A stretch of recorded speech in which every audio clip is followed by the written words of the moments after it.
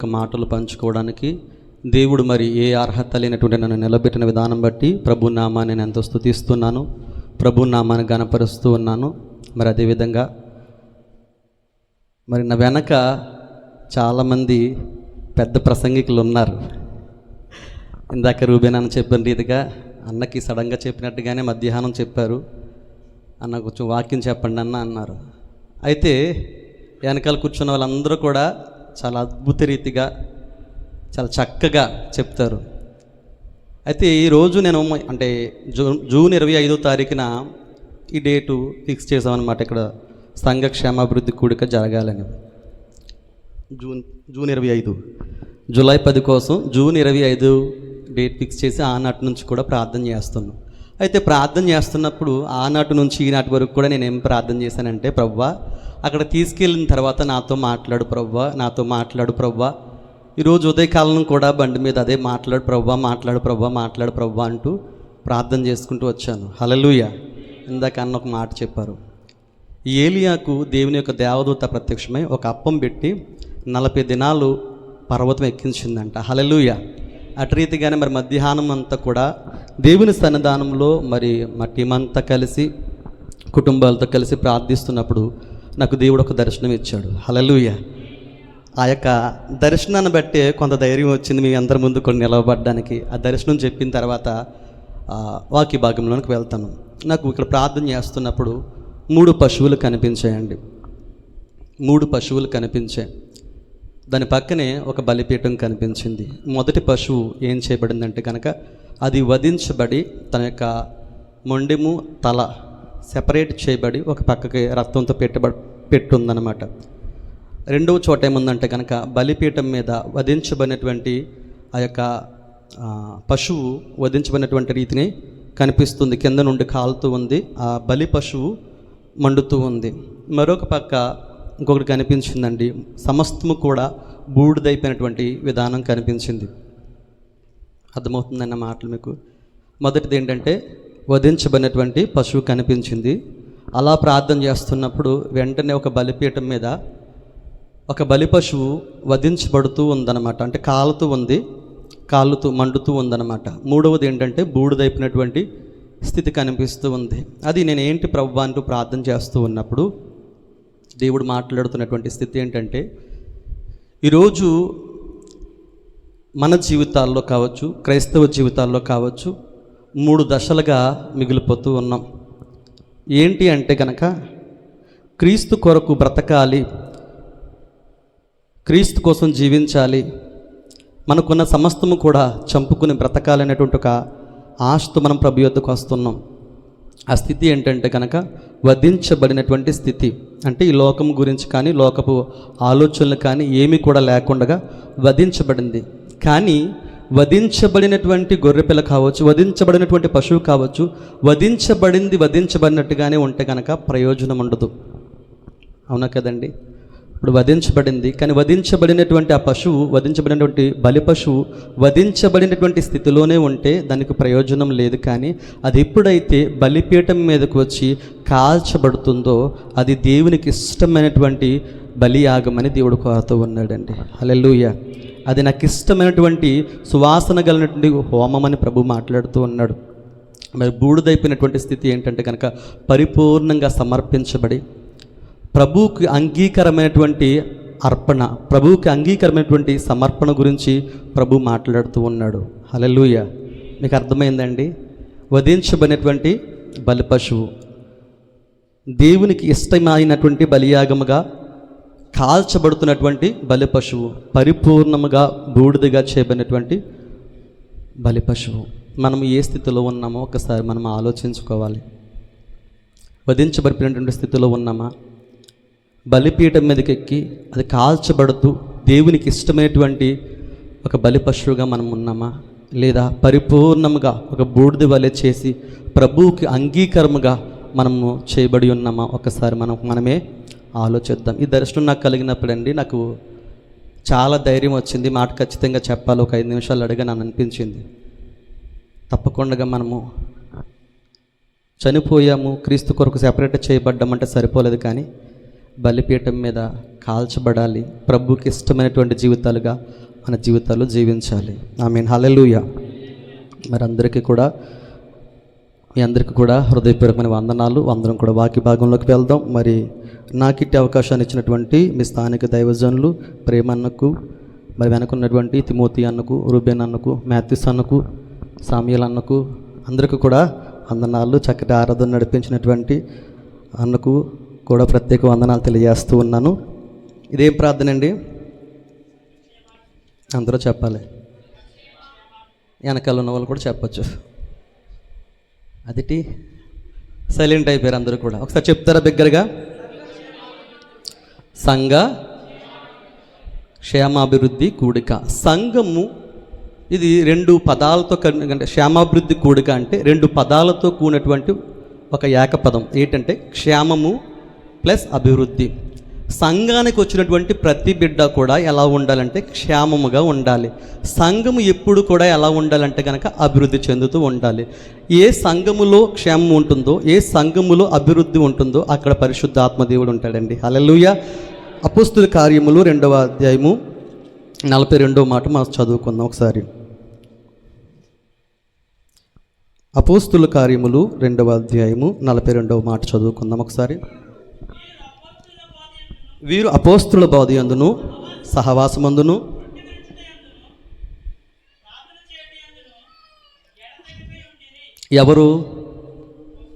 ఎవరండి? అందరం చెప్దామా? వీరు అపోస్తుల బోధయందును సహవాసమందును రొట్టె విరుచుటయందును ప్రార్థన చేయుటయందును ఎడతెగక యుండిరి. ఎవరు వారు అంటే గనక ఆదిమ సంఘం. హల్లెలూయా.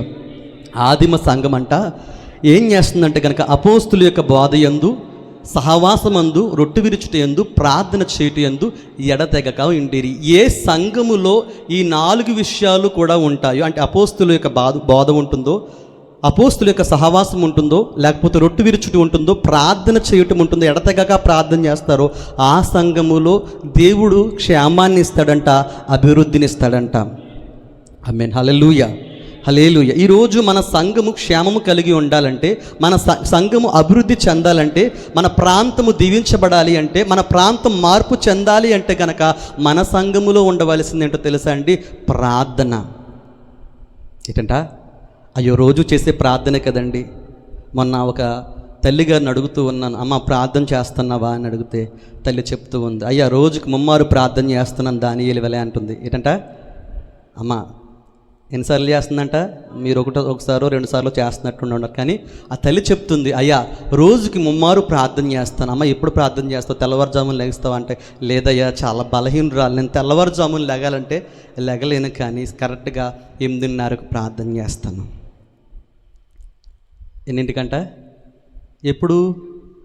అయ్యా 4 ఇడ్లీ తింటున్నాను, అది తినేటువంటి ఇడ్లీ అరగకపోతే ఇబ్బంది అయిపోతుంది ప్రవ్వా, ఈ ఇడ్లీ ఎలాగోలాగా అరిగించు ప్రవ్వా అంటూ ప్రార్థిస్తుందంట.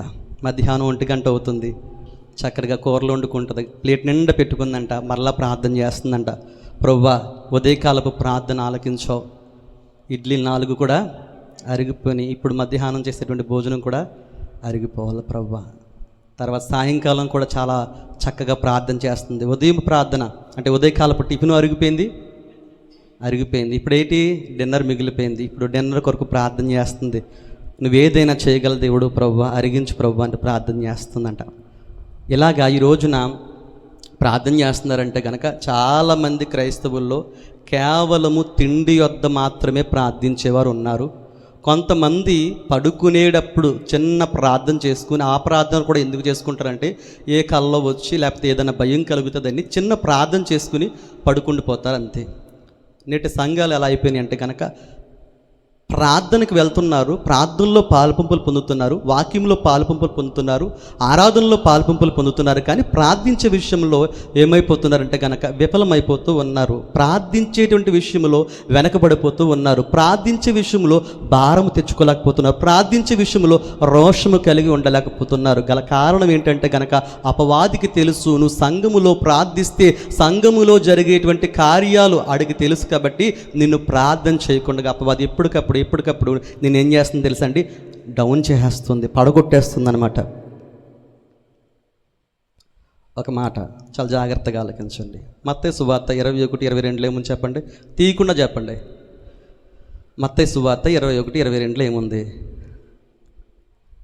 ఓకే, మరొక మాట చదువుతున్నాను. యోహాను సువార్త 15:7 ఏముంది? ఇది అందరికీ తెలిసిన మాట, చెప్తారు. యోహాను సువార్త 15:7. కీర్తన 23:1. అదన్నా చెప్పండి అమ్మా. యెహోవా నా కాపరి. ఓకే, యోహాను సువార్త 15:7. నా యందు మీరును మీ యందున్న మాటలు నిలిచిన ఎడల.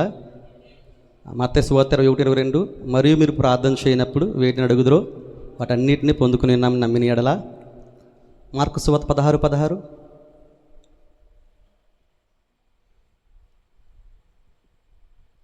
లూకా సువార్త 19:10. ఇవన్నీ తెలిసిన విషయాలే. అంటే మీకు తెలుసు, నశించిన దాన్ని వెతికి రక్షించుటకై మనుష్య కుమారుడు లోకానికి వచ్చినని. ఓకేనా? ఇదంతా ఎందుకు చెప్తున్నానంటే కనుక, మీరు అడుగుతుంటే ఎవరో చెప్పట్లేదు, కానీ ఎవరైనా కానీ అపవాది కనిపించినప్పుడు మీరు ఏదైనా ఒక వాక్యాన్ని అడగండి, చాలా చక్కగా చెప్తుంది. అంటే బైబిల్లో ఎక్కడ ఏ వాక్యం ఉంది, ఎలా ఉంది, ఏమిటి, ఏ సందర్భంలో ఉపయోగించబడింది అనే విషయాలన్నీ కూడా ఎవరికి తెలుసండి? అపవాదికి బాగా తెలుసు. మనకు చాలా మర్చిపోతాడు, ఏది మర్చిపోడు. ఇంకో విషయం చెప్పమంటారు, మీకు చెప్పాను అనుకుంటే ఈ మాట, ఆరాధన కూడా మనం ఎవరో చేయలేనంత గొప్ప స్వరముతో ఆరాధన చేసేదంట. ఎవరో? లూసిఫర్, అపవాది. కానీ ఆరాధన చేయగలదు, పాటలు పాడగలదు, వాక్యాన్ని చెప్పగలదు, పాటించదు, చెప్పగలదు, కానీ ప్రార్థన మాత్రం చేయలేదు. కాబట్టి నేటి సంఘాలలో అపవాది అందరిని కూడా ప్రార్థన చేయకుండా ఆపివేస్తూ ఉంది. అంటే సంఘము అభివృద్ధి చెందకుండా, సంఘము క్షేమము కలిగి ఉండకుండా, సంఘము రోషము కలిగి ఉండకుండా అపవాది ఏం చేస్తుందంటే కనుక అనేకులను చల్లార్చేస్తుంది, అనేకులను దిగజాచేస్తుంది. చాలామందికి ప్రార్థన చేయాలని భారం ఉంటుంది, చాలా భారం ఉంటుంది. ఇప్పుడు ఏమనిపిస్తుంది తెలుసా? వాక్యమే చెప్తుంది కదా, ఆత్మసిద్ధమే, కానీ శరీరం బలహీనం, ఇప్పుడు లెగలేము అని అనుకుంటూ ఉంటాం. కానీ పరిశుద్ధ ఆత్మదేవుడు ఈ రాత్రికాల సమయంలో మనందరిని కూడా పురుకొల్పి రోషము కలిగి మన ప్రాంతముల కొరకు, మన సంఘముల కొరకు, మన కుటుంబాల కొరకు మనమే విలపించేటువంటి ఒక గొప్ప ప్రార్థనా పరులుగా ప్రభు మనం నింపబోతూ ఉన్నాడు. ఆమేన్, హల్లెలూయా.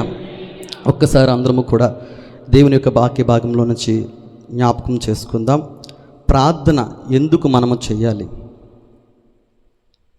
ప్రార్థన అంటే ఏంటి అసలు? ప్రార్థన అంటే ఏంటి అసలు? ప్రార్థన ఎందుకు చేయాలి మనము? చెప్తారు ఎవరైనా ప్రార్థన అంటే ఏంటో? చెప్పాలి. ఇద్దరు మాట ఏం పడుతుంది నాకు, దేవునితో మాట్లాడడం. ఈరోజు ప్రార్థన చేస్తున్నప్పుడు దేవుడు మరొక మాట మాట్లాడాడన్న. ఏంటంటే కనుక ఆ మాట, మనందరం ఎక్కడ ఆగిపోతున్నామంటే దేవునితో ప్రార్థన చేసే విషయంలో మాట్లాడడంతో ఆగిపోతున్నాం. ఎక్కడ ఆగిపోతున్నామండి? మాట్లాడటం అంటే ప్రార్థన అంటే దేవునితో మాట్లాడడం, అక్కడతోనే ఆగిపోయాం. ప్రార్థన అంటే కేవలము దేవునితో మాట్లాడడం మాత్రమే కాదు, తండ్రి హృదయం తెలుసుకోవడం. హల్లెలూయా, హల్లెలూయా. దేవుని యొక్క ఆలోచనలు తెలుసుకోవడం, దేవుని యొక్క చిత్తాన్ని తెలుసుకోవడం, దేవుని యొక్క ఉద్దేశములు తెలుసుకోవడం, దేవుని యొక్క భారము తెలుసుకోవడం, అనేకుల కొరకు ప్రార్థించేటువంటి ప్రతి ఒక్క విజ్ఞాపన కూడా ప్రార్థనలో దేవుడు మాట్లాడతాడంటండి. అంటే కేవలము నువ్వు మాట్లాడి ముగించేసేది కాదు ప్రార్థన. అర్థమవుతుందండి? మనం చాలాసార్లు చేసేటువంటి పని ఏంటంటే, మనం చెప్పాలనుకున్నది మొత్తం చెప్పేస్తాం, ప్రార్థన ముగించేస్తాం, ఆమెన్ అంటాం, పడుకుంటూ ఉంటాం. కానీ ప్రభు ఏం చెప్పాలనుకుంటాడో ఆలకిస్తున్నామా? సమూయేలు అంటున్నాడు కదా, నీ దాసుడు ఆలకిస్తున్నాడు అయ్యా అని. నువ్వు ఆలకిస్తున్నావా? మనం చేసే పని అదే కదా. ప్రార్థన మొదలు పెడతాం, చెప్పాలనుకున్నంత చెప్పేస్తాం, ఆమెన్ చెప్తాం, వెంటనే ముగించేసి బయటకు వచ్చేస్తుంటాం. ఒక మంచి ఉదాహరణ మీకు ఇస్తూ ఉన్నాను, చాలా జాగ్రత్తగా ఆలకించండి. మనందరి దగ్గర కూడా ఫోన్స్ ఉన్నాయి కదా. ఇప్పుడు ఫోన్ చేసేటప్పుడు మీరు హలో అని చెప్పేసి మాట్లాడి, అలాంటి రోజున ప్రార్థన ఉంది, వచ్చి ఇంటికి వచ్చి ఇలాగా భోజనాలు ఏర్పాటు చేశాను, అయ్యి ఉండని ఇయ్యి ఉండని అని చెప్పేసి మాట్లాడేసావు. ఆ ఆపోజిట్ మనిషి నీతో ఏం మాట్లాడలేదు, తను ఆలకించాడో లేదో నీకు తెలుస్తుందా? తను ఏం చెప్పాలనుకున్నా నీకు తెలుస్తుందా? పోనీ ఆ ప్రార్థన గురించి ఏమైనా సలహాలు ఇవ్వాలనుకుంటే నీకు తెలుస్తుందా? తెలియదు కదా. తెలుస్తుందమ్మా అంటే ఎదుటి ఆ వ్యక్తి మనం హలో అన్నప్పుడు ఆ ఎదుటి వ్యక్తి కూడా హలో అని స్పందించినప్పుడు మాత్రమే మనం చెప్పే మాటలు తనకు అర్థమవుతున్నాయి, తను ఏదైతే చెప్పాలనుకుంటున్నాడో మనం కూడా అర్థం చేసుకోగలం. అదేవిధంగా ప్రార్థన చేసేటప్పుడు కేవలం దేవునితో మాట్లాడడం మాత్రమే కాదు, కానీ తండ్రి హృదయము తెలుసుకోవాలంటండి. ఏంటంట? తండ్రి హృదయము మనము తెలుసుకుని ప్రార్థన చేయాలంటండి. దేవుని యొక్క చిత్తము ప్రార్థన చేయడం ద్వారా తెలుస్తుంది. దేవుని యొక్క ఉద్దేశములు ప్రార్థన చేయడం ద్వారా తెలుస్తుంది. నీ జీవితంలో ప్రభువు జరిగించేటువంటి ప్రతి కార్యము కూడా ప్రార్థన ద్వారా తెలుస్తుందంట. బైబిల్ గ్రంథములో భారము కలిగి ప్రార్థించేటువంటి కొందరు ప్రార్థనా పరులని మీ ముందు పెడతాను. దానికంటే ముందుగా ఒక మంచి విషయం మీకు చెప్పాలని ఆశపడుతున్నాను. ఏంటంటే కనుక దేవుడు ఈ సంఘం పట్ల జరిగించేటువంటి ఒక కార్యం ఏంటంటే కనుక పొలము కోతకొచ్చి ఉందండి. దేవునికి స్తోత్రం. ఈ గ్రామం అనేటువంటి పొలము కోతకొచ్చి ఉంది. కోయడానికి ఉన్నారు, లేరని అనకండి, ఉన్నారు. పనివారు కూడా ఉన్నారు. మీ దగ్గర ఆయుధాలు కూడా ఉన్నాయి, కోసేటువంటి కొడవలు ఉన్నాయి, కానీ వాటికి పదును పెట్టట్లేదు. చక్కగా పండిపోయినటువంటి కోత కనిపిస్తూ ఉంది. ఇంకొక మాట చెప్పమంటారా? మీ గ్రామం పరిపూర్ణంగా పట్టబడాలి అంటే ఎవరు చేస్తారు? అంటే ఎవరు చేయాలి ఆ పని అంటే కనుక ఈ గ్రామము నిజముగా పట్టబడాలి అంటే కనుక గ్రామం యొక్క రక్షణ నీ చేతిలో మాత్రమే ఉంది. ఆమెన్, హల్లెలూయా. ఎవరో ఆమెన్ చెప్పలేదు. ఏంటి ఇప్పుడా? ఈ గ్రామము నిజముగా పట్టబడాలి, రక్షణ పొందాలి, ప్రభువులోనికి రావాలి, ప్రభు యొక్క రాకడలో ఎత్తబడేటువంటి గుంపులో నా గ్రామం ఉండాలి, నా కుటుంబం ఉండాలి, నా సంఘం ఉండాలంటే కనుక అది నీ చేతిలోనే ఉందని ప్రభువు మాట్లాడుతూ ఉన్నాడు. నువ్వేం చేయాలో తెలుసండి? హతమైపోతున్నటువంటి జనుల గురించి విలపించాలి. నాశనమైపోతున్నటువంటి మన ప్రాంతము కొరకై ప్రార్థన చెయ్యాలి. దేవుడు చెప్తూ ఉన్నాడు, మునుపటి మందిర వైభవము కంటే ఈ కడపటి మందిర వైభవాన్ని ప్రభు గొప్పగా చేయబోతూ ఉన్నాడని. ఆమేన్, హల్లెలూయా, హల్లెలూయా. ఒకసారి ఇర్మియా గ్రంథము 9వ అధ్యాయము 1వ వచనం చదువుకుందాం. నా జనులలో హతమైన వారిని గూర్చి నేను దివారాత్రము కన్నీరు విడుచున్నట్లు నా తల నా జలమయముగాను నా కన్ను కన్నీళ్ళ ఓటగాను ఉండునుగాక. ఆమేన్. చాలండి. అందరూ కూడా తలలపైకి ఎత్తి ఒకసారి నా వైపు చూడండి, మీకు అర్థమయ్యే భాషలో చెప్తాను. ఇక్కడ ఇర్మియా చాలా చక్కగా మాట్లాడుతూ ఉన్నాడు. నా జనులలో హతమైపోతున్నటువంటి వారిని గురించి నాకు వేదన ఉందయ్యా అంటున్నాడు. ఈ యొక్క ఇర్మియా ప్రవక్త గురించి బైబిల్ గ్రంథంలో రాయబడినటువంటి ఏంటంటే అతడు విలపించే ప్రవక్త, కన్నీటి ప్రవక్త, దేవునితో పోరాడే ప్రవక్త, నశించిపోతున్నటువంటి ప్రజలను చూసి ఎల్లప్పుడూ కూడా కన్నీరు కారుస్తూ ఉండేటువంటి ఒక ప్రవక్త ఇర్మియా ప్రవక్త అంటే. తను ఎంత కొట్టినా ప్రార్థనే, చెరసాలలో వేసిన ప్రార్థనే, బంధించిన ప్రార్థనే, ఏం చేసినా కానీ ఇర్మియా నోట నుంచి ఏం కలిగేదంటే కనుక ప్రార్థన మాత్రమే కలిగేది. అటువంటి ప్రార్థనాపరుడైనటువంటి ఇర్మియా ప్రవక్త మాట్లాడుతున్న మాట ఏంటంటే కనుక నా జనులలో హతమైపోతున్నటువంటి వారిని గూర్చంట నాకు దివారాత్రము, దివారాత్రం అంటే చెప్పండి, వెనకాల నువ్వు చెప్తా. దివారాత్రులు అంటే అందరూ చెప్పాలా? అమ్మ కింద ఉన్న వాళ్ళు ఎవరో మాట్లాడకుండా కుర్చీలో కూర్చున్న వాళ్ళు చెప్తారు. దివారాత్రులు అంటే కొద్ది గట్టిగా చెప్పండి అమ్మా. పాస్టర్ గారు స్లోగా మాట్లాడమని చెప్పారా? చెప్పండి. దివారాత్రం అంటే పగలు రాత్రి. అందరూ కలిపి చెప్దాం ఒకసారి. ఓకే, ఈ పగలు రాత్రి గురించి ఎందుకు చెప్తున్నానంటే కనుక ఇర్మియా కోరుకునేటువంటి కోరిక చాలా ఉన్నతంగా ఉంది. మనం ఎప్పుడు కోరుకునేటువంటి కోరిక ఇర్మియా కోరుకున్నాడు. ఏంటి ఆ కోరిక అంటే కనుక దివారాత్రులు కూడా నా తలంట జలమయముగా ఉండాలి, నా కళ్ళలోంచి నీరు కారుతూ ఉండాలి, నీటి ఓటగా నా కన్ను ఉండునుగాక. ఎంత చక్కగా ప్రార్థన చేస్తున్నాడండి దేవుని సన్నిధానంలో. నా తల ఇప్పుడు కూడా ఈ నశించిపోతున్నటువంటి నా ప్రజల గురించి జలమయమైపోతూ ఉండాలి. నిద్ర పట్టకూడదు నాకు. మనం ఏం ప్రార్థన చేస్తాం? పడుకుంటే వెంటనే నిద్ర పట్టేయాలి, అవునా కదా? ప్రార్థన చేసి పడుకున్నామంటే వెంటనే నిద్ర పట్టేయాలి. కానీ ఇర్మియా ప్రార్థన చేస్తున్నాడు, నా తలంతా కూడా జలమయముగా అయిపోవాలి, నా కళ్ళల్లోంచి ఎప్పుడు కూడా ఒక నీరు కారుతూనే ఉండాలి. ఎందుకంటే కనుక కన్నీటిని చూసి దాటిపోయే దేవుడు కాదు మన దేవుడు. ఆమేన్, హల్లెలూయా. నీ కన్నీటిని చూసి కరిగిపోయే దేవుడు, నీ కన్నీటిని చూసి కార్యము జరిగించే దేవుడు. ఇర్మియా కోరుకుంటున్నాడు, అయ్యా నా కళ్ళల్లోంచి కన్నీరు రావాలి, ఎందుకంటే నా జనులు నశించిపోతున్నారు ప్రభువా, చిన్నపిల్లలు పాడైపోతున్నారు ప్రభువా అని ఇర్మియా ఏడుస్తున్నాడంట, విలపిస్తున్నాడంట. నేను అడుగుతున్నాను, నీ సొంత జనుల కొరకు నువ్వు కన్నీరు కారుస్తున్నావా? నీ బంధువుల కొరకు నువ్వు ఏడుస్తున్నావా?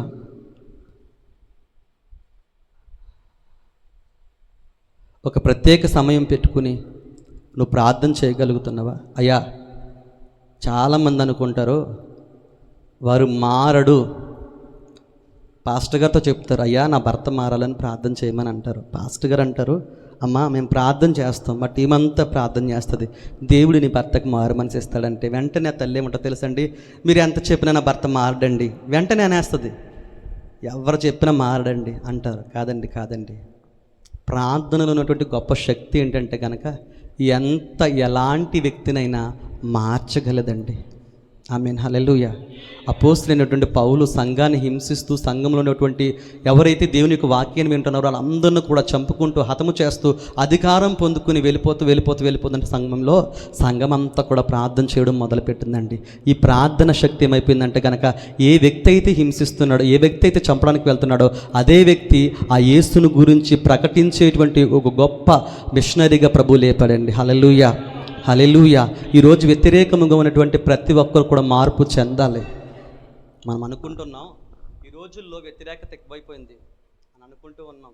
ఎందుకు అని అంటే గనక సంఘాలలో ఏమైపోతుందంటే గనక ప్రేయర్లెస్ ప్రేయర్ అయిపోతుంది. అంటే ప్రార్థన అని పెట్టుకుంటున్నాం కానీ దాంట్లో ప్రార్థన అనేది కొద్దువైపోతూ ఉంది. నిజంగా ఈ సంఘాన్ని బట్టి నేను సంతోషిస్తూ ఉన్నాను. దేవుని ఏర్పాటులో ఉంది. నిజంగా మా టీం అంతా కూడా ఇక్కడే కాదు, ప్రతి చోట వెళ్ళిన ప్రతి చోట కూడా, ఇది మా టీం మహిమ కాదు, టీం గొప్ప గురించి చెప్పట్లేదు, కానీ వెళ్ళిన ప్రతి చోట కూడా ప్రభు తన కార్యాలు జరిగిస్తూ వస్తూ ఉన్నాడు. హల్లెలూయా, హల్లెలూయా. ఇది ఎవరి వల్ల అంటే కనుక ఇది ప్రేమ్ గారి వల్ల, మాథ్యూస్ గారి వల్ల, సునీల్ గారి వల్ల, ఎవరి వల్ల కాదు, కానీ కేవలము దేవుని వల్ల మాత్రమే. కానీ ప్రార్థించేవారు మాత్రం కావాలని ప్రభు మాట్లాడుతూ ఉన్నాడు. నువ్వు ప్రార్థన చేస్తున్నావా? నీ బిడ్డల కొరకు ప్రార్థన చేస్తున్నావా? చూడండి, చిన్న బిడ్డలు పాడైపోతున్నారు. వాక్యం ఏం చెప్తుందంటే కనుక బాలుడు సహితము తమ హృదయములనంటండి చెడిపోతున్నాడంట. చిన్ననాటి నుంచే బాలుడు ఏమైపోతున్నాడంటే కనుక చెడిపోతూ ఉన్నాడు, పాడైపోతూ ఉన్నాడు. చూడండి, అపవిత్రతకి గురైపోతూ ఉన్నారు. ఈరోజు 10th క్లాస్ లోపు ఉన్నటువంటి స్టూడెంట్స్ను వాళ్ళు పరీక్ష చేస్తుంటే ఇంచుమించు 10 మందికి 8 మంది పాడైపోతున్నారంట యవ్వన బిడ్డలు.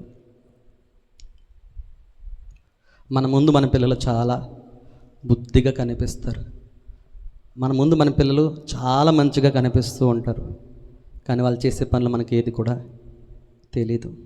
మన ఇంట్లో తల ఎత్తరు, మన ఇంట్లో ఎదురు సమాధానం చెప్పరు, మన ఇంట్లో ఏది మాట్లాడరు, కానీ బయటికి వెళ్తే వాళ్ళ ప్రవర్తన ఎలా ఉంటుందో మనకు తెలియదు. కాబట్టి మనమంట మన బిడ్డల గురించి మొర్రపెట్టాలండి.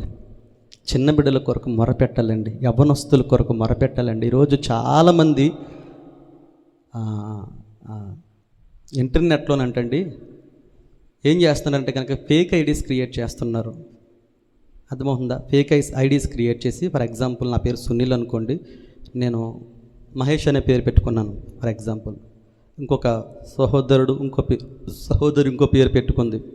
అసలు పేర్లు మార్చి ఐడీస్ మార్చుకుని జీవితాలు చాలామంది నష్టం చేసుకుంటున్నారు. ఇంకొక మాట చెప్పనండి, ఇన్స్టాగ్రామ్లో యాప్లో ఏం చేస్తున్నారంటే కనుక ఇప్పుడు ఫర్ ఎగ్జాంపుల్, అమ్మాయి ఒక ఐడి క్రియేట్ చేసుకుంది అనుకోండి, ఇంకొక అబ్బాయి అమ్మాయి ఐడి క్రియేట్ చేసుకుని అమ్మాయిలా మాట్లాడుతున్నారు అనమాట. అంటే ఇప్పుడు పేరెంట్స్ ఎప్పుడైనా చూస్తున్నప్పుడు ఏమవుతుందంటే కనుక, పలానా సిస్టర్ మాట్లాడుతూ ఉంది, పలానా అమ్మాయి మాట్లాడుతుంది, మా ఫ్రెండ్ మాట్లాడుతుందని తల్లిదండ్రులు మోసపుచ్చే వాళ్ళు చాలా మంది ఉన్నారు. కాబట్టి మనం ఏం చేయాలో తెలుసండి, మన బిడ్డలు పాడవుకున్నట్లు నశించిపోతున్నటువంటి మన కుటుంబాల కొరకు కన్నీరు విడిచి ప్రార్థన చేయడం ఎంతైనా ప్రాముఖ్యమైనది. పాడైపోతున్నారండి చాలామంది. యవ్వన బిడ్డలు పాడైపోతున్నారు. చిన్న చిన్న బిడ్డలు భయంకరమైనటువంటి వ్యసనాలకు లోనైపోతున్నారు. నేను అడుగుతున్నాను, మీ ప్రాంతంలో ఉన్నటువంటి చిన్న బిడ్డలు ఎలా ఉన్నారో నీకు తెలీదా? యవ్వన బిడ్డలు ఎలా ఉన్నారో నీకు తెలీదా? అందరూ ప్రభువుని అంగీకరించారండి? అందరూ ప్రభువుని అంగీకరించారా? అందరూ ప్రభు సన్నిధికి వస్తున్నారా? అందరూ దేవుని మాటలు ఆలకిస్తున్నారా? అందరూ సేవకునికి గౌరవిస్తున్నారా? ఇస్తున్నారండి? లేదు కదా. మన ప్రాంతం ఎలా ఉంటుందో మనకు తెలుసు. మన ప్రాంత ప్రజలు ఎలా ఉంటారో మనకు తెలుసు. మన ప్రాంత ప్రజలు ఏ బంధకాలతో ఉన్నారో మనకు తెలుసు. ఇందాక సహోదరులు రూబేనయ్య గారు మాట్లాడుతూ కొత్తంపాడులో ప్రార్థన ఏర్పాటు చేయండి అని అంటూ ఒక మాట చెప్పారు. ఏంటంటే కనుక, 2 సంవత్సరాల నుంచి కొత్తంపాడులో పరిచయం చేస్తున్నా. అయితే ఏ కుటుంబాన్ని చూసినా కానీ ఆ కుటుంబంలో కష్టాలు కనిపిస్తున్నాయి. ముఖ్యంగా ఏ కుటుంబాన్ని టచ్ చేసి వెళ్ళినా కానీ ఆ కుటుంబాల్లో మందు తాగే వాళ్ళు ఉన్నారు. కుటుంబాల్లో నెమ్మది లేదు, సమాధానం లేదు. ఏదో ఒక ఆటంకం చేత ప్రతి కుటుంబం కూడా ఉందన్న ప్రార్థన చేయండి అని సహోదరులు చెప్తున్నారు. ఇప్పుడు 2 సంవత్సరాల నుంచి ఆ ప్రాంతానికి వెళ్ళి దేవుని యొక్క సువార్త ప్రకటిస్తున్నటువంటి సేవకుడికి తెలిసింది అక్కడ ఉన్నటువంటి భారం ఏమిటో. హల్లెలూయా. ఇక్కడే పుట్టాము, ఇక్కడే పెరిగాము, ఇక్కడ ఉన్నటువంటి ప్రజలను చూస్తూ ఉన్నాం. ఇక్కడ ఎటువంటి బంధకాలతో ఉన్నారో మనకు తెలియదంటారా? ఎటువంటి పాపంలో జీవిస్తున్నారో మనకు తెలియదంటారా? ఇప్పుడు బాధ్యత ఎవరిది? ఈ గ్రామము గురించి ప్రార్థించవలసినటువంటి బాధ్యత ఎవరిది? మనదే. మనకు తెలుసు. ఈరోజు వస్తాం, మేము వెళ్ళిపోతాం, ఇక్కడ ఎలాంటి జరుగుతుంది, ఏ పరిస్థితి జరుగుతుంది, ఏమవుతుందని మాకేమీ తెలీదు. వచ్చినప్పుడు ప్రార్థన చేస్తాం, వెళ్తాం. మాకు సమయం వచ్చినప్పుడు, మాకు గుర్తొచ్చినప్పుడు మీకోసం ప్రార్థిస్తామేమో. కానీ నీ ప్రాంతం కొరకు, నీ ప్రజల కొరకు, మరి ముఖ్యంగా నీ కుటుంబం కొరకు నువ్వే అంగలార్చాలి. దేవునికి స్తోత్రం కలుగునుగాక. మీరు అనుకోవచ్చు, చిన్న పిల్లలు కదండి, వాళ్ళకి ఏమీ తెలియదండి, ఇప్పటి నుంచే దేవునిలో పెంచేస్తే చాలా కష్టమైపోతుందండి, పెద్ద అయిన తర్వాత మార్చేద్దాం అనుకుంటే పని అవ్వదండి. అస్సలు పని అవ్వదు. మనం అనుకుంటూ ఉంటాం చిన్న పిల్లల వారికి ఏం తెలియదు అనుకుంటాం. నీకు తెలియని విషయాలు కూడా వాళ్ళకి చాలా విషయాలు తెలుసు. ఈ ఫోను నేను ఇంచుమించు 3 సంవత్సరాలు అవుతుంది. నాకు నిజానికి తెలియని విషయం ఏంటంటే కనుక, ఇది సౌండ్ ఇటు పక్కన పెడితే ఇలా పెరుగుతుంది, ఈ పక్కన కింద బటన్ నొక్కితే తగ్గుతుంది. తెలుసా మీకు? చెప్పండి అమ్మా, తెలుసా తెలీదా? తెలుసు. అయితే ఒక రోజున చిన్న వీడియో పెట్టి మా పాప నేను చూస్తూ ఉన్నాం, దేవుని పాటలు చూస్తున్నప్పుడు మా జాయ్ ఏం చేసిందంటే కనుక ఒకసారి ఈ బటన్ నొక్కింది. ఈ బటన్ నొక్కిన తర్వాత ఇది డౌన్ అవుతుంది. దీన్ని ఇలా నొక్కినప్పుడు ఇలాగ కూడా తగ్గించుకోవచ్చు అంట. ఆ విషయం నాకు తెలీదు, కానీ జాయ్కి తెలిసింది. అంటే ఎంత టెక్నాలజీతో పిల్లలు ఉన్నారో ఒకసారి ఆలోచించండి. నేను ఫోన్ గురించి మాత్రమే మాట్లాడట్లేదు, కానీ ప్రతి విషయంలో కూడా మనకంటే ఎక్కువగా అవగాహన కలిగి ఉన్నారు పిల్లలు. కాబట్టి వారి నిమిత్తం మనం ఏం చేయాలో తెలుసండి, ఇప్పటి నుంచే ప్రార్థన చేయాలి. దేవునికి స్తోత్రం కలుగునుగాక. హల్లెలూయా. మీ అందరికీ కూడా కొన్ని మాటలను చెప్పి వాక్యం ముందుకు తీసుకెళ్ళని ఆశపడుతున్నాను. ఒక రోజునంట ఒక గ్రామంలో ఒక చిన్న పిల్లోడు ఉన్నాడు. చిన్న పిల్లోడికి తల్లి తండ్రి కూడా చనిపోయారంట. తండ్రి కూడా చనిపోయారు. తండ్రి చనిపోయిన తర్వాత ఆ కుమారుడు యొక్క బాధ్యత ఎవరు తీసుకుంటారనే ఆలోచన అందరిలో వచ్చింది. దేవునికి స్తోత్రం. హల్లెలూయా. ఈ చిన్న పిల్లోడిని ఎవరు తీసుకుంటారు, ఎవరు పెంచుకుంటారు? ఇప్పుడైతే చిన్నోడు, కానీ రేపు పొద్దున్న పెరిగిన తర్వాత ఆడి బాధ్యతలు, ఆడి తిండి, అంతా కూడా పెరిగిపోద్ది. ఎవరు తీసుకుంటారంటే కనుక ఎవరూ తీసుకోవట్లేదు. అప్పుడు అమ్మమ్మ తాతయ్య ముందుకు వచ్చి ఎవరికి తప్పినా మాకు తప్పదు కదా, నా కూతురు కొడుకే కదా అని చెప్పేసి అమ్మమ్మ తాతయ్య తీసుకుని వెళ్ళారంట. ఎవరిని? చిన్న పిల్లోడిని తీసుకెళ్ళారంట. తీసుకెళ్ళి పెంచుతూ ఉన్నారంట. అలా చక్కగా మీకులాగే పొలాలు, పాడి, పశువులన్నీ ఉండేయంట. అయితే వాళ్ళ తాతయ్య ఉదయాన్నే వెళ్ళి చక్కగా గేదెల దగ్గరికి వెళ్ళి పాలు తీసుకొచ్చి ఆ క్యాన్లో ఉన్నటువంటి పొదుక్కడ పాలు, చాలా చిక్కటి పాలంట, తీసుకొచ్చి ఒక గ్లాస్ నిండా ఇస్తే అమ్మమ్మ తీసుకొచ్చి అనేదంట ఆ గ్లాసుడు పాలు కూడా ఆ చిన్న పిల్లడికి ఇచ్చేదంట. ఎందుకంటే చిన్నోడు చక్కగా ఎదుగుతాడని చెప్పేసి ఆ పచ్చి పాలు తాగిన తర్వాత అనేదంట, ఒరే చక్కగా తాతీని తన్ను ఒకసారి, తాతీని తన్ను అనేదంట. తాతీని తన్ను అంటే ఆడు చక్కగా చిన్న చిన్న కాళ్ళతో, మనకు కూడా అంతే కదా, అత్తని తిట్టు అంటాం, లేకపోతే నాన్నని తిట్టు, బాబాయిని తిట్టు అని అంటూ ఉంటాం. అయితే ఈ కుర్రోడు ఏం చేస్తున్నాడంటే కనుక తాతీని తన్నడం ప్రారంభిస్తున్నాడు అనమాట. తాతీని తన్నడం ప్రారంభిస్తున్నాడు. తర్వాత కొద్ది రోజులు అయిపోయింది, ఇప్పుడు అంటుంది తాతీని ఇలాగనమ్మా అలాగని తిట్టమ్మా అని చెప్పేసి అంటుంది. ఆడికి మాటలు వస్తూ ఉన్నాయి, తిట్టడం కూడా ప్రారంభించాడు. కొంతకాలం అయిపోయింది. వీళ్ళ నడిప్రాయం ఏమైపోయిందంటే కనుక ఇప్పుడు కొంచెం వృద్ధాప్యంలోకి వెళ్ళారు. ఎవరో అమ్మమ్మ తాతయ్య. అంటే నడిప్రాయం నుంచి ఇప్పుడు ఏమైపోయారంటే కనుక కొంచెం చెయ్య కాలు వంగింది, కొంచెం ముసలోళ్ళు అయ్యారనమాట. అప్పుడు దాకా చిన్న గారాభంగా పెంచినటువంటి ఈ బిడ్డకి పాలు తీసుకురావాలంటే కష్టమవుతుంది, సరైనటువంటి ఫుడ్ పెట్టాలంటే కనుక కష్టమవుతుంది. వీడికి 25 సంవత్సరాలు వచ్చేసినాయి. ఇప్పుడు నేను పనికి వెళ్ళమంటే కనుక నేను వెళ్ళను అంటున్నాడు. అరే మేము కష్టపడినని చెప్పి కష్టపడ్డాం, నువ్వు వెళ్ళి మమ్మల్ని పెంచరా అంటుంటే నేను ఎందుకు కష్టపడతాను, వెళ్ళి తీసుకురాకపోతే మిమ్మల్ని తంతానని చెప్పేసి గుండెల మీదటి తన్నుతున్నాడంట. తన్నుతుంటే అమ్మమ్మ వచ్చి తగు పెట్టిందంట. ఇలాగా మేము పెంచినోడు మా గుండెల మీద తన్నుతున్నాడంటే అప్పుడు ఆ తగులో ఆ కుర్రోడు అంటున్నాడంట, తన్నమ్మని మా అమ్మమ్మే చెప్పింది. ఎప్పుడు? చిన్నప్పటి నుంచి తాతయ్యని తన్నరా అని నాకు నేర్పించింది కదా, ఇప్పుడు తన్నితే ప్రాబ్లం ఏంటి అని అడిగాడంట. నిజంగా ఆ వ్యక్తి చెప్పిన మాటలో తప్పుందా? నేర్పించింది ఎవరు? అమ్మమ్మ, తాత. ఈరోజు మనం కూడా మన బిడ్డలకి ఏం నేర్పిస్తున్నాం ఒకసారి ఆలోచించండి. ప్రార్థన నేర్పిస్తున్నామా? ఫోన్స్ అలవాటు చేస్తున్నామా? మన పిల్లలంట సంతోషంగా ఉండడం కోసం ఏదైనా చేయాలనుకుంటూ ఉంటాం, అవునా కదండి? కష్టపడైనా పెంచాలనుకుంటాం, ఏదో ఒక రకంగా ప్రయోజకులు చేసేయాలనుకుంటాం. కాదు నేను అంటున్నానండి, నువ్వు ఎంత కష్టపడిన వాళ్ళని ప్రయోజకులు చేయలేవు, కానీ ప్రార్థన చేయి. ప్రార్థన వారి జీవితాలను నిలబెడుతుందండి. హల్లెలూయా. ఒక చిన్న ఒక యథార్థంగా జరిగినటువంటి ఒక సందర్భం మీకు చెప్పి నేను వాక్యంలోనికి ముందుకు వెళ్తాను. కేరళ రాష్ట్రంలోనండి నేను చదువుకున్నటువంటి సమయంలో ఆదివారం ఆరాధన అయిపోయిన తర్వాత ఒక తల్లిగారు, మీకులాగే మంచి ఒక పెద్ద తల్లిగారు వచ్చి అక్కడ భోజనం పెట్టమని మా సార్ని అడిగింది. అందరూ అంటే వివిధ రాష్ట్రాల నుంచి వచ్చిన వాళ్ళు అందరూ ఉన్నారు, తెలుగు వాళ్ళు ఎవరూ కూడా లేరు. అంటే కొంచెం ఒక 5 ఎంతమంది ఉన్నారు, దాంట్లో నేను ఒక్కడిని. నేను సెకండ్ ఇయర్ చదువుతున్నాను అప్పుడు.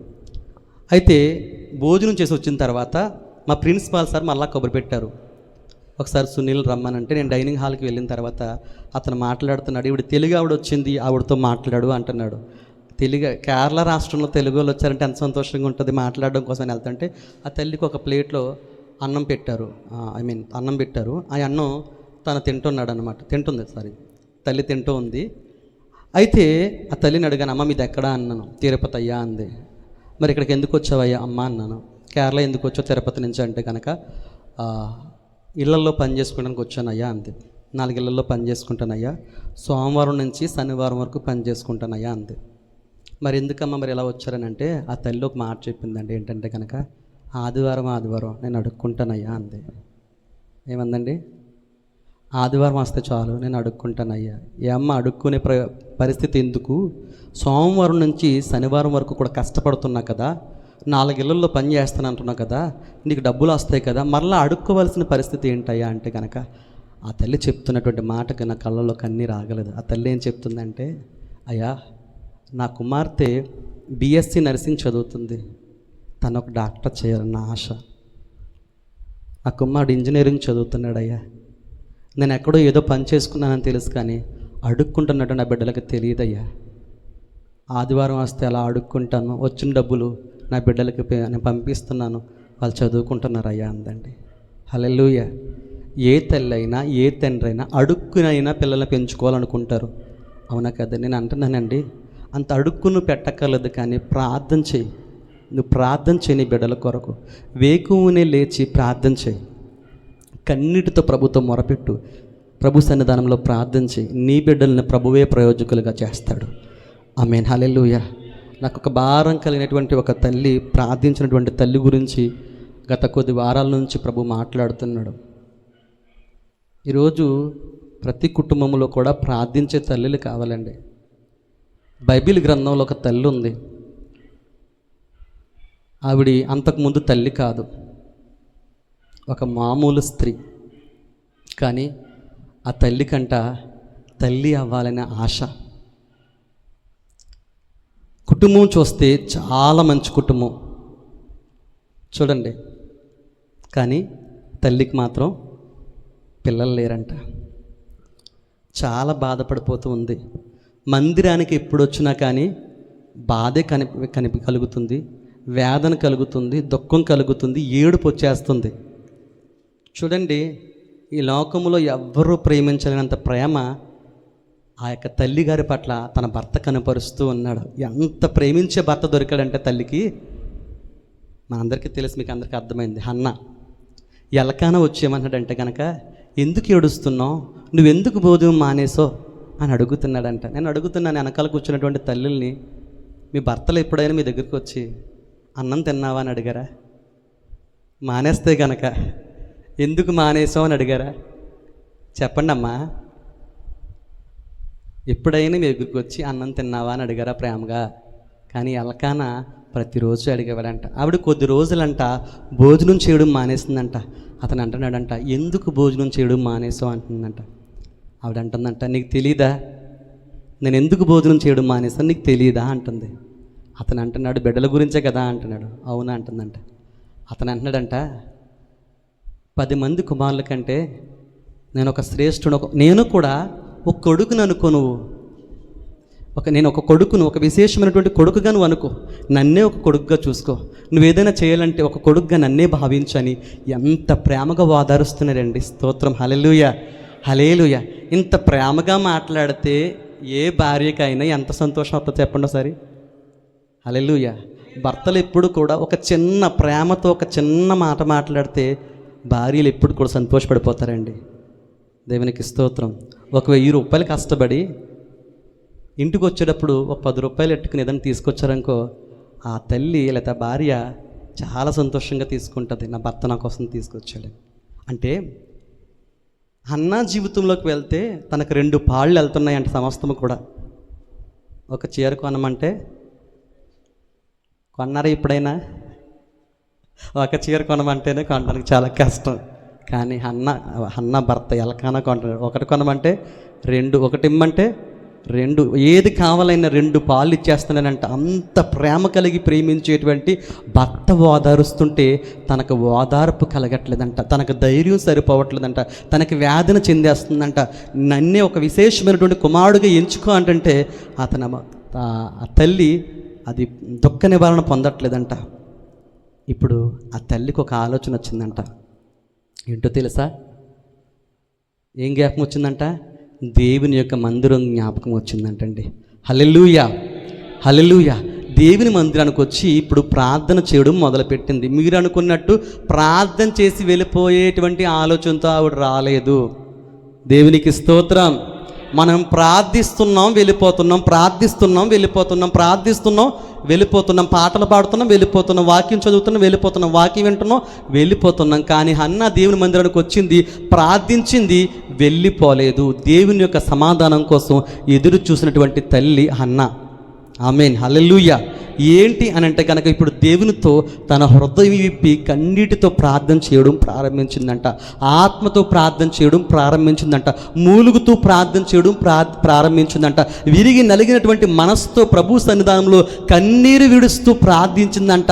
ఈవిడ చేసినటువంటి ప్రార్థన ఎంత గొప్పగా మార్చబడింది అంటే కనుక వచ్చినటువంటి దైవజనుడు కూడా ఆమె మత్తురాలైపై పడిపోయింది, ఏదేదో మాట్లాడేస్తుంది అనుకుని కూడా దైవజనుడు ఏలి అనుకుంటూ ఉన్నాడు. అప్పుడు తల్లి ఏమంటుందో తెలుసా? అయ్యా, నేను మద్యం వల్ల మత్తురాలు అయిపోలేదు, కానీ నా దేవునితో నేను మాట్లాడుతున్నాను, నా దేవునితో నా హృదయంలో ఉన్నటువంటి బాధ చెప్పుకుంటున్నాను అయ్యా అంటుంది. ఏంటి ఆ తల్లికి ఉన్నటువంటి హృదయంలో బాధ అంటే కనుక, ఈ గర్భాన్న ఒక బిడ్డ కావాలయ్యా అంటుంది. అయ్యా, నా భర్త చూస్తే ప్రేమించేవాడే, ఒకటి అడిగితే రెండు ఇచ్చే అంత ప్రేమ కలిగిన వాడు. బిడ్డలు లేరంటే నన్ను ఒక బిడ్డగా చూసుకోమని చెప్పేటువంటి ప్రేమగా ప్రేమించే భర్త ఉన్నాడు, నన్ను ఓదార్చే భర్త ఉన్నాడు. కానీ అది నాకు సరిపోవట్లేదు ప్రభువా, ఈ గర్భాన్ని ఒక బిడ్డ కావాలయ్యా, నా లోటును నువ్వు తీర్చయ్యా అంటూ ప్రార్థన చేస్తుందంట. ఈ తల్లి ఇలా ప్రార్థన చేస్తుంటే దేవుడు మాట్లాడడం ప్రారంభించాడంట తల్లి హన్నతో. ఆమేన్, హల్లెలూయా. ఎంత అద్భుతమైన మాట అండి. దేవుడు కూడా అంటున్నాడంట, అమ్మా అన్నా, నీకు లోటు ఉందంటున్నావు కదా, నీకు ఒక గర్భవాసన ఒక బిడ్డ కావాలని అడుగుతున్నావు కదా, అయితే నాకు కూడా ఒక లోటు ఉందని చెప్తున్నాడంట ప్రభువు. అయ్యా, సమస్తమును దయచేసేటువంటి దేవుడు నీవే, నీకు లోటు ఏంటయ్యా అంటే గనక, నా మందిరములో చక్కని పరిచయం జరిగించేటువంటి వారు లేరు, నా మాటను ఉన్నది ఉన్నట్టుగా ప్రకటించేటువంటి ప్రవక్తలు లేరు. నా లోటు నువ్వు తీరుస్తావా, నా కోసం నీ బిడ్డను పెంచుతావా అంటూ ప్రభువు తల్లి హన్నతో మాట్లాడడం ప్రారంభించాడు. ఎప్పుడైతే తల్లి హన్న తన హృదయాన్ని దేవుని హృదయముతో కలపగలిగిందో, తన ఆత్మను దేవుని ఆత్మతో ఎత్తపట్టి ప్రార్థన చేయడం ప్రారంభించిందో, ఇప్పుడు దేవుడు కూడా తల్లి హన్నతో మాట్లాడడం ప్రారంభించాడు. హల్లెలూయా. నేను అంటున్నానండి, సమూయేలును దేవుని మందిరంలో ఇవ్వమని చెప్పి ఏలి చెప్పాడండి? ఏలి అడిగాడా ఈ మందిరములో పరిచర్య చేయడానికి నీ బిడ్డని ఇస్తావని అడిగాడా? మరి ఎలా వచ్చింది తీర్మానం? ప్రభు మాట్లాడు. అంటే తండ్రి హృదయాన్ని తెలుసుకున్నటువంటి అన్న, ఈరోజు నువ్వు ప్రార్థిస్తున్నావు నీ బిడ్డల కొరకు, కానీ నీ బిడ్డల్ని ప్రభు ఏం చేయాలనుకుంటున్నావు నువ్వు ఆలోచించి ఎప్పుడైనా? అంటే ప్రభు మాట నువ్వు విన్నావా? ప్రభువు ఇలా చేయి ప్రభువా నువ్వు పెట్టేసి వెళ్ళిపోవడం కాదు, కానీ అసలు నీ చిత్తం ఏంటో నాకు తెలియచే ప్రభు అని అడగాలండి. దేవునికి స్తోత్రం కలుగునగాక. ఒకరోజు నా ఒక దైవజనుడంట ప్రార్థన చేస్తున్నాడు. హల్లెలూయా. అన్నయ్య ఇందాక ఒక మంచి మాట అన్నాడు, అన్నయ్య ఎంతసేపు వాక్యం చెప్తావు అన్నయ్య అన్నాడు. నేను అన్నాను, ఒక అరగంట చెప్తాను అన్నయ్య, లేకపోతే 40 నిమిషాలు చెప్తాను అన్నయ్య అన్నాను. లేదన్నయ్య, కనీసం ఒక గంటన్నర చెప్పన్నయ్య అన్నాడు. అంత సమయం నేను చెప్పలేనేమో అన్నయ్య అన్నాను. ఆల్రెడీ 45 నిమిషాలు అయిపోతూ ఉంది. దేవునికి స్తోత్రం, హల్లెలూయా. కానీ వాక్యంలోనికి ఇంకా పూర్తిగా వెళ్ళలేదు, ఇంకో గంటన్నర ఉంటుంది. దేవునికి స్తోత్రం చెప్దామా? కొంతమందిలోంచి భయం కలుగుతూ ఉంది, ఇంకా గంటన్నర చెప్తాడేమో. అందరము కూడా ఒకసారి సమూయేలు రాసినటువంటి మొదటి గ్రంథంలోకి వెళ్ళి ఒకసారి జ్ఞాపకం చేసుకుందాం. 2వ అధ్యాయము, మొదటి సమూయేలు 2వ అధ్యాయము. ఇక్కడ 26వ వచనం చదువుకుందాం ఒకసారి.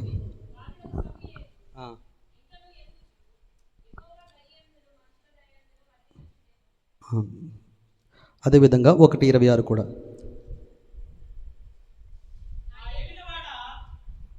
నా ఏలిన వాని ప్రాణముతోడు నీ యొద్ద నిలిచి యెహోవాను ప్రార్థించిన ఆ స్త్రీను నేనే. హల్లెలూయా, హల్లెలూయా. అందరూ తలలపైకెత్తి చూద్దాం. ఆ వాక్యం అంత పెద్ద మర్మాలతో కూడింది కాదు, మీకు చాలా అర్థమయ్యే భాషలో చెప్తాను, చూడండి. అందరూ కూడా తలలపైకెత్తి దేని వాక్యాన్ని ఆలకిద్దాం. ఇక్కడ బాలుడు పెరిగాడు, సమూయేలు పాలు విడిచాడు. ఆ బిడ్డను తీసుకొచ్చి తల్లి హన్న దేవుని మందిరంలో అప్పగిస్తుందంట. అప్పుడు ఏలి అడుగుతున్నాడంట, అమ్మా నువ్వెవరు అని అడుగుతున్నాడంట. అప్పుడు ఆ తల్లి అంటుందంట, అయ్యా, పోయిన సంవత్సరం ఈ మందిరానికి వచ్చి బిడ్డ కొరకు ప్రార్థించాను కదా, నా బిడ్డ పుట్టక ముందు నేను ప్రార్థించాను కదా, ఆ యొక్క స్త్రీను, అది దేవుని సన్నిధానములో ప్రార్థించినటువంటి స్త్రీను నేనేనయ్యా, నా ప్రార్థన దేవుడు ఆలకించాడు, ప్రతిఫలంగా ఈ కుమారుడిని ఇచ్చాడని దేవుడు చెప్తుందంట అన్న. హల్లెలూయా, హల్లెలూయా. నేను అంటున్నాను, మీరు ప్రార్థించేటువంటి ప్రార్థనాంశాలను సాక్ష్యాలుగా దేవుని ఎదుట కనుపరచాలి. ఒక ప్రశ్న అడుగుతున్నాను, చెప్పండి. హన్న సమూయేలు కొరకు ఎప్పుడు ప్రార్థన చేయడం ప్రారంభించింది?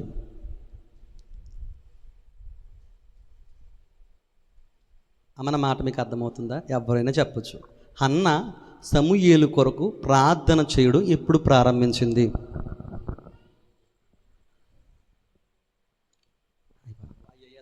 అడిగినట్టుగా అలా చూస్తున్నారేటమ్మా. అర్థమైంది నా మాట మీకు అందరికీ కూడా? అర్థమైందన్న వాళ్ళు చేతులు పైకెత్తి స్తోత్రం చెప్పండి సరే. ఎవరికి అర్థం కాలేదా? ఎంతమందికి అర్థం కాలేదు? అదని చెప్పండి. హన్న సమూయేలు కొరకు ఎప్పటి నుండి ప్రార్థన చేయడం ప్రారంభించింది? ఇందాక నుంచి నేను ఫస్ట్ నుంచి చెప్పే వాక్యం అంతా కూడా ఇదే. ఎప్పుడు ప్రార్థన చేసిన ప్రారంభించిందంట చెప్పండి. చెప్తున్నారు కొంతమంది. అమ్మా ఏటేట దేవుని మందిరం అంటే సమూయేలు అప్పుడు ఎక్కడ ఉన్నాడు? పుట్టక మునుపు అంటే గర్భంలో పడిన తర్వాత, పడక మునుపు అంటే మన భాషలో మనకు అర్థమయ్యే భాషలో చెప్పాలంటే అసలు హన్నా గర్భములో ఆ పిండము పడక మునిపే తన బిడ్డ కొరకు ప్రార్థన చేయడం ప్రారంభించింది హన్నా. ఆమేన్, హల్లెలూయా. ఎంత గొప్ప ప్రార్థన అండి. అసలు తల్లి కాక మునిపే నాకు మగ బిడ్డని ఇస్తే ఆ బిడ్డను తీసుకొచ్చి నీ సేవ నేను చేయిస్తాను, నా లోటు నువ్వు తీర్చు, నీ లోటు నేను తీరుస్తానని మంచి తీర్మానం తీసుకుంది హన్నా. అందుకే ఏ ప్రార్థనలైనా సరే ప్రార్థన గురించి మాట్లాడేటప్పుడు తల్లి హన్నా గురించి మాట్లాడతారు. ఎందుకంటే తండ్రి హృదయాన్ని ఎరిగింది, దేవుని సన్నిధానంలో ఉన్నటువంటి లోటును తీర్చగలిగింది తల్లి హన్నా. నేను అంటున్నానండి, ఆ తల్లి ఎప్పుడు ప్రార్థన చేయడం ప్రారంభించిందంటే కనుక ఆ గర్భములో పిండముగా పడక మునిపే, ఒక ముద్దైన కాక మునిపే ప్రార్థన చేయడం ప్రారంభించిందంట. తన బిడ్డ దేవుని సన్నిధానంలో ఒక మంచి ప్రవక్తగా వాడబడాలని. ఆమేన్, హల్లెలూయా. నేను అంటున్నానండి, ఆ తల్లి చేసినటువంటి ప్రార్థన బట్టండి ఆ యొక్క దేశమంతటిలో కూడా ఒక గొప్ప ప్రవక్తగా సమూయేలు వెల్లడి అయినటువంటి దేవుని వాక్యం సెలవిస్తుందండి. హల్లెలూయా. దాను మొదలుకొని బయర్షబ వరకు కూడా సమూయేలు గొప్ప ప్రవక్త అని ఆ దేశమంతా కూడా వెల్లడయ్యిందంటండి. నీ బిడ్డల గురించి రానున్న రోజుల్లో గొప్ప సాక్ష్యములు కలుగునుగాక. ఆమేన్, హల్లెలూయా. ఈ కుమార్తె ఎవరండి ఇంత చక్కగా పాడుతుంది? ఈ కుమార్తె ఏంటండి ఇంత బాగా చదువుతుంది? ఈ కుమార్తె ఏంటండి అంత మంచి స్థితిలోకి వెళ్ళిపోయిందంటే కనుక ఆ తల్లిదండ్రుల పేర్లు గుర్తుకు రావాలి. అయ్యా, ఆ బిడ్డల కొరకు ప్రార్థించినటువంటి తల్లిని, తండ్రిని గర్వంగా చెప్పుకోవాలి నువ్వు నీ బిడ్డల గురించి. ఎవరైనా మన బిడ్డలో పలానా పని చేస్తారని చెప్తే ఎంత బాధ ఉంటుంది చెప్పండి. ఏ తల్లికైనా తండ్రికైనా బాధ ఉంటుంది. అదే నీ కొడుకు చాలా బాగా చదువుతున్నాడు, క్లాస్ ఫస్ట్ వచ్చాడని చెప్తే ఎంత సంతోషం కూడా చెప్పండి. అలా అవ్వాలంటే కనుక మనము మన బిడ్డల కొరకు ప్రార్థించాలి. ఎంతమందికి పిల్లలు ఉన్నారు? మాకు 3. దేవునికి స్తోత్రం.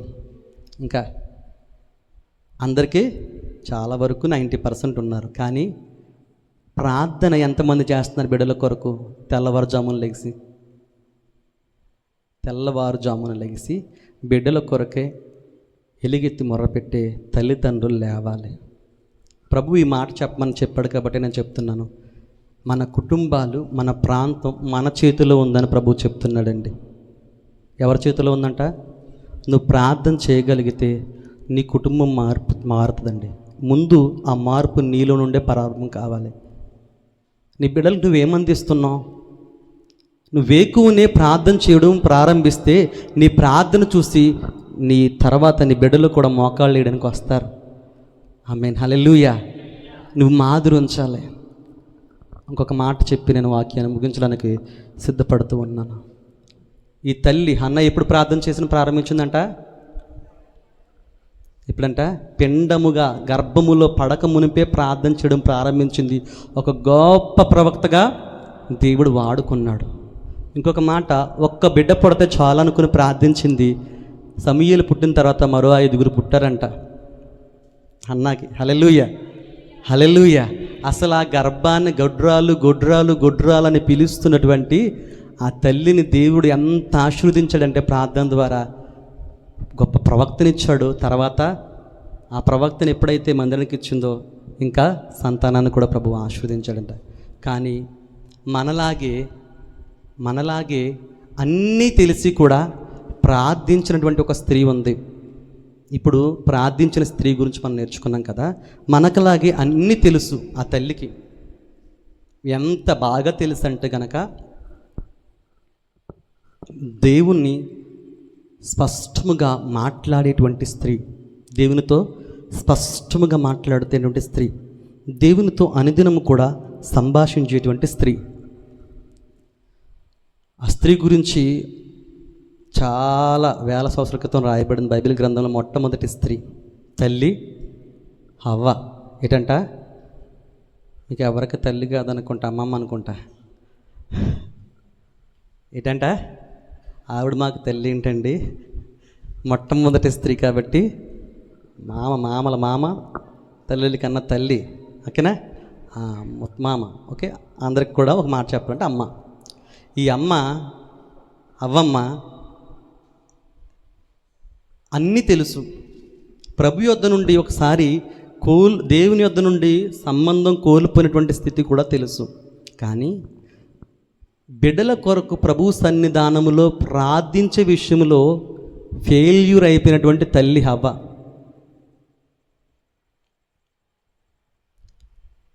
గత దినాల్లో ప్రార్థన చేస్తున్నప్పుడు ఎందుకు కయ్యేను హేబేలు, అసలు మొట్టమొదటిగా కయ్యేను పుట్టాడు, యెహోవా దయ వలన ఒక మనిషిని సంపాదించుకున్నాను ఒక మాట చెప్పింది తల్లి, తర్వాత హేబేలు పుట్టాడు.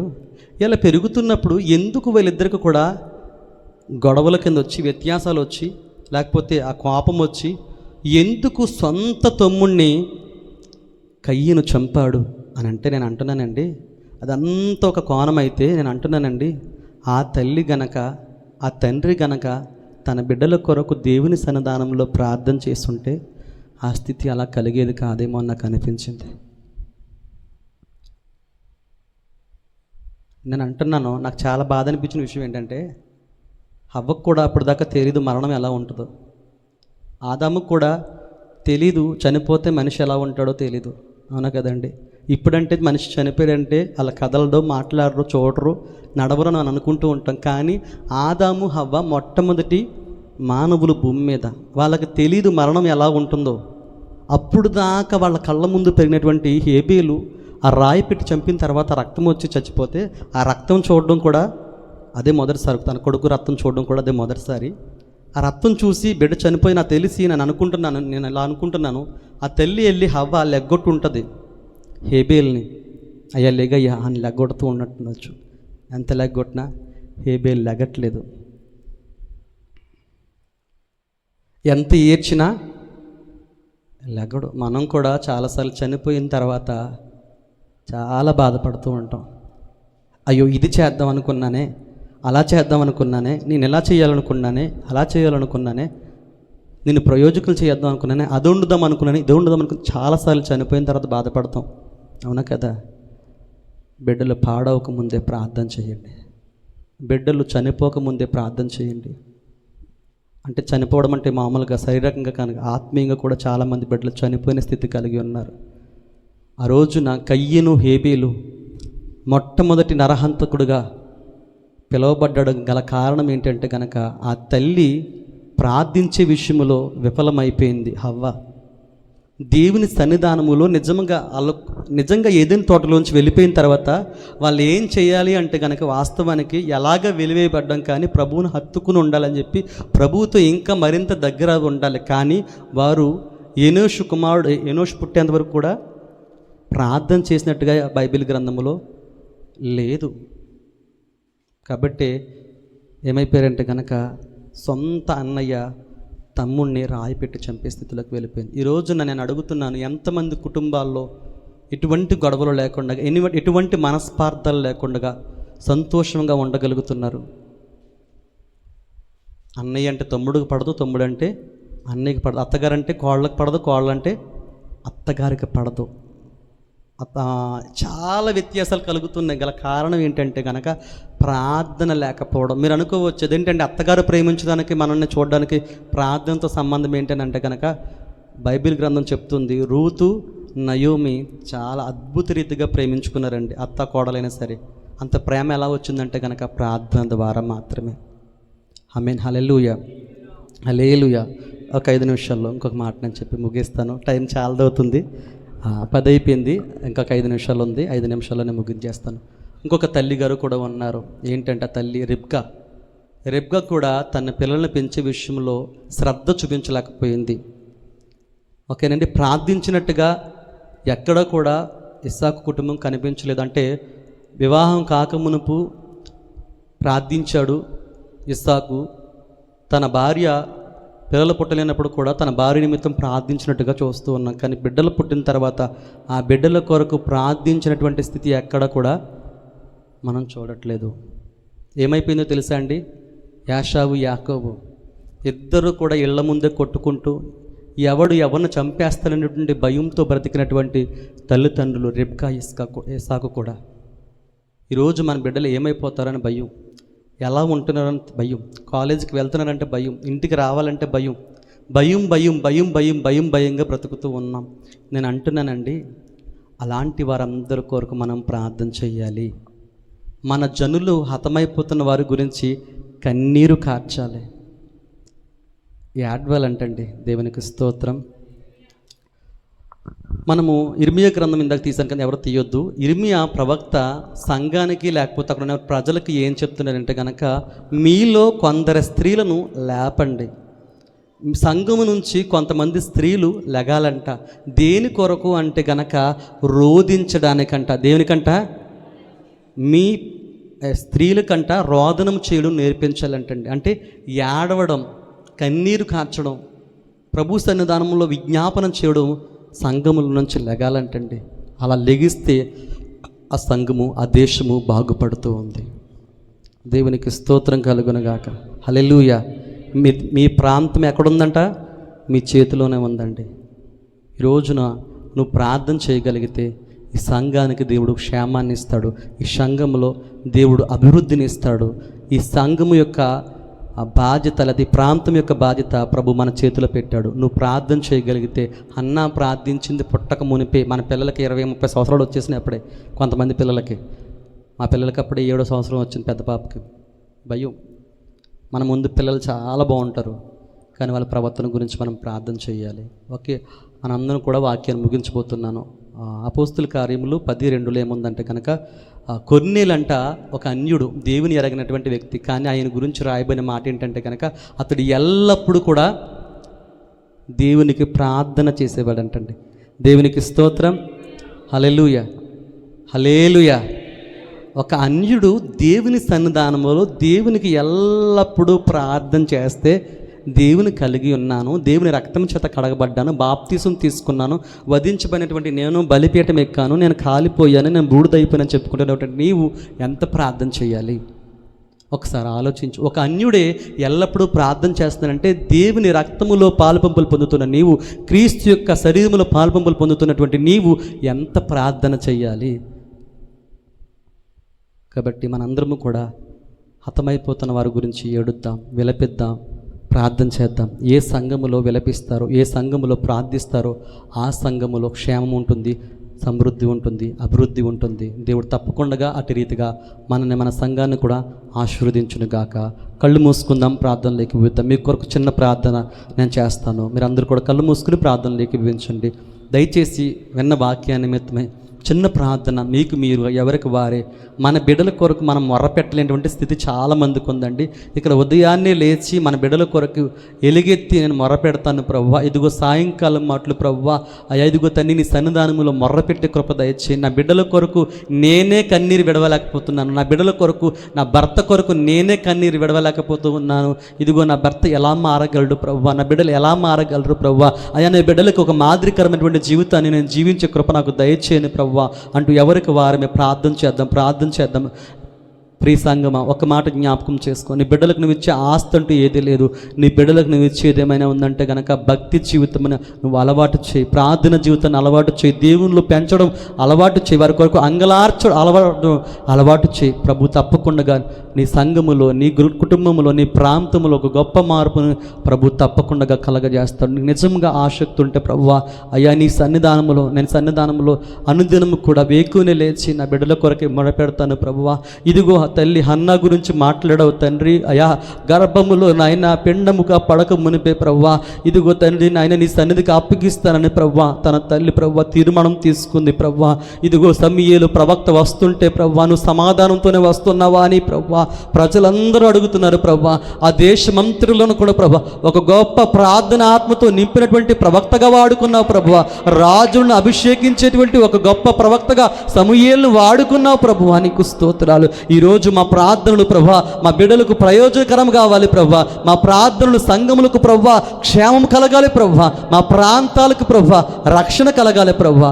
అట్టి కృపలతో నింపండి ప్రభా. ఇదిగో హవ్వ ఆదాము ప్రార్థించే విషయంలో, నీ విషయంలో పెంచే విషయంలో విఫలమయ్యారు ప్రభా. ఇదిగో ఇస్సాకు రెబ్కా కూడా నాయన నీ సన్నిధానంలో నాయన బిడ్డలను పెంచే విషయంలో ప్రభా విఫలమయ్యారు. మేము చాలాసార్లు మా బిడ్డలకు ప్రభా ప్రేమను బట్టి అతి గారాబాన్ని బట్టి ప్రభా అయా మేము మమ్మల్ని మా బిడ్డలను ప్రభా మేమే పాడు చేస్తున్నామేమో ప్రభా, ఇలా మాట్లాడు అలా మాట్లాడని ప్రభా వ్యర్థమైనటువంటి మాటలు మేమే నేర్పిస్తున్నామేమో ప్రభా. దయతో క్షమించండి క్షమించండి క్షమించండి ప్రభా. నీకు ఇష్టమైనటువంటి బిడ్డలుగా నాయన ఆయా మా కుటుంబాలు ఉన్నట్లు సహాయం చేయి. నీ సంఘాన్ని నానాటికి ఆశీర్వదించి ఇదిగో కోతకు వచ్చినటువంటి ఇదిగో తండ్రి ఆ కోత అంతా కూడా నాయన నూతన ఆత్మలన్నీ కూడా ప్రభా ఈ మందిరాన్ని నడిపించండి ప్రభా. నీకు వందనాలు మీరు జరిగిస్తారని ప్రభా. ఈ ధూపము ఎల్లప్పుడూ కూడా నీ సన్నిధానములు ఈ మందిరంలో జరుగుతున్నందుకు స్తోత్రాలు తెలియజేసుకుని యేసుక్రీస్తు నామములో ప్రార్థించి అడుగుచున్నాము తండ్రి, ఆమేన్. మరి ఈ చక్కటి అవకాశము అనుగ్రహించిన దేవుని మరి మరొక మారు స్తుతిస్తూ అవకాశం ఇచ్చినటువంటి సహోదరులు స్థానిక దైవజనులు ప్రేమను కూడా నా హృదయపూర్వక వందనాలు. మీ అందరికీ కూడా వందనాలండి. దేవుడు మిమ్మల్ని దీవించును గాక. ఆమేన్.